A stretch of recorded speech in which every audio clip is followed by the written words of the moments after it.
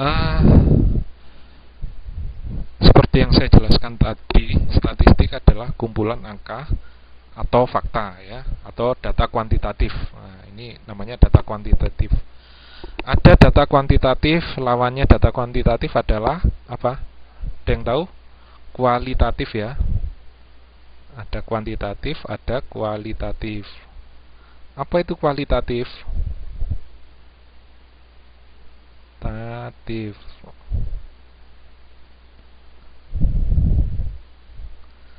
Nah, kalau data kuantitatif itu berdasarkan angka-angka ya. Jadi contohnya ada seorang, nah ini karena sebagian besar cewek ya, ada seorang cowok. Nah, ini kalau dilihat ini nilainya 80. Nah, ini ada cowok nilainya 80. Nah, itu adalah kuantitatif. Ya, nilainya 80 misalnya itu. Ada nilai 80. Kalau kualitatif itu apa? Ada cowok. Nah, cowoknya ini apa? Ganteng ya. Cowoknya ini apa? Jelek ya. Misalnya seperti itu. Itu adalah kualitatif ya. Misalnya jelek. Jadi kuantitatif itu diwakili oleh angka-angka ya. Ya, kualitas ya. Ada kuantitas, ada kualitas. Kemudian statistik dalam arti sempit ya. Statistik yang memberikan penjelasan tentang sebuah hal yang disajikan dalam bentuk tabel. Itu tadi contohnya, pemerintah Indonesia mengadakan sensus ya, berdasarkan umur dikelompokkan bahwa umur antara 0 sampai umur 0 nggak ada ya.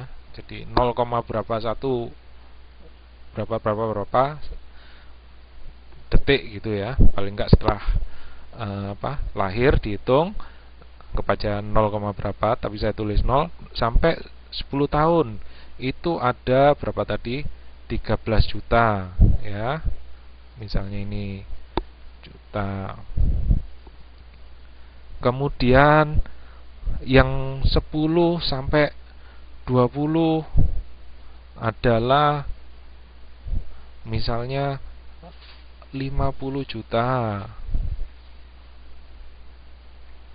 Kemudian yang 20 sampai 40 ada 100 juta dan seterusnya. Ini yang dalam arti sempit. Jadi deskriptif saja. Jadi tentang sebuah data yang dijadikan dalam bentuk tabel, direpresentasikan dalam tabel atau suatu grafik, itu saja. Tapi kalau dalam arti luas ya, statistika itu apa? Mulai mengumpulkan ya, yang tadi itu mengadakan sensus, datang ke rumah-rumah ya, tanya ya, anaknya berapa, terus kemudian yang ada di rumah ini berapa, umurnya berapa saja, pekerjaannya apa saja. Nah, itu termasuk mengumpulkan data. Setelah data dikumpulkan apa? Disusun. Nah, disusun ya.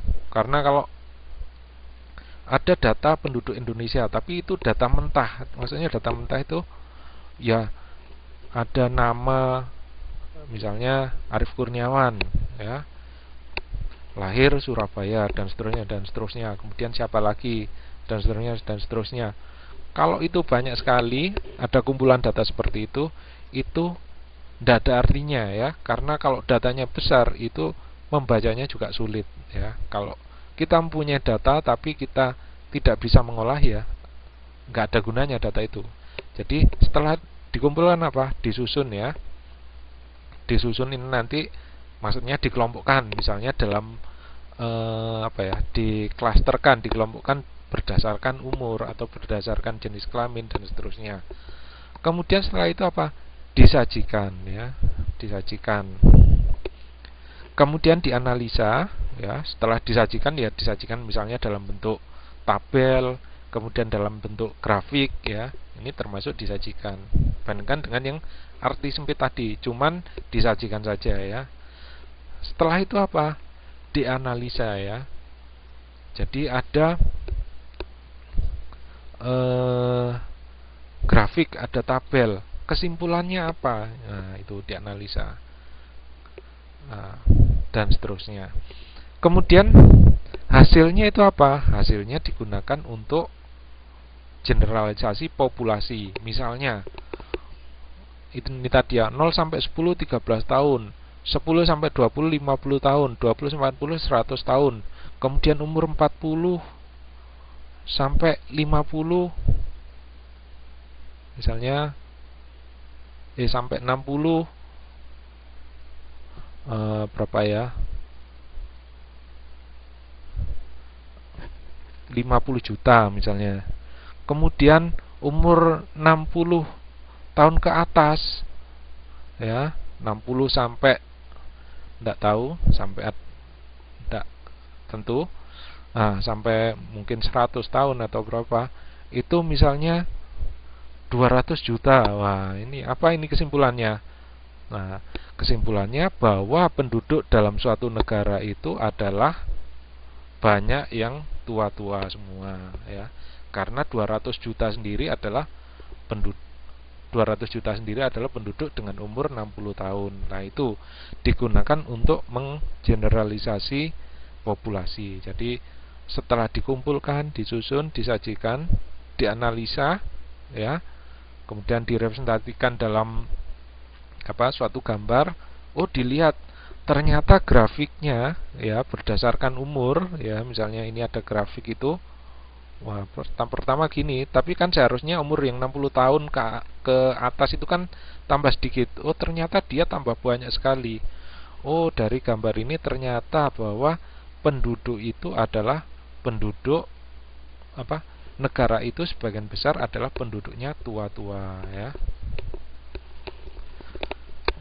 Lanjut.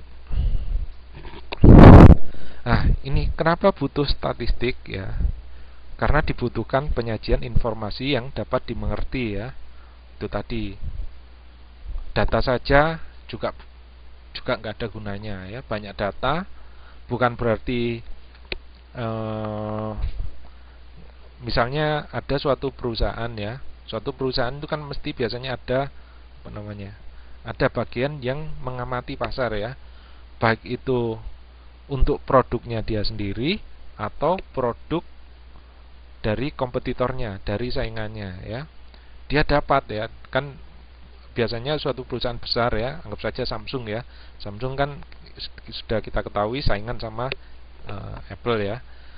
Dia tuh punya intelijen di Apple. Kira-kira dia dapat data banyak. Tetapi kalau misalnya informasinya itu banyak saja tanpa dianalisa ya percuma. Maka dibutuh suatu statistik ya. Untuk apa? Untuk menarik kesimpulan ya. Misalnya tadi setelah intelijennya Samsung itu tahu bahwa misalnya pengguna iPad atau iPhone itu adalah anak-anak yang usianya antara 10 sampai 20 tahun. Oh, berarti apa? Itu kesimpulannya. Berarti apa? Saya bisa perkirakan kalau misalnya saya membuat suatu produk yang untuk 25 tahun ke atas itu percuma karena pangsa pasarnya nggak ada itu. Jadi digunakan untuk suatu perkiraan atau forecast. Jadi kenapa butuh? Karena penyajian informasi untuk menarik kesimpulan dan mendapat suatu perkiraan. Nah, populasi. Nah, ini populasi.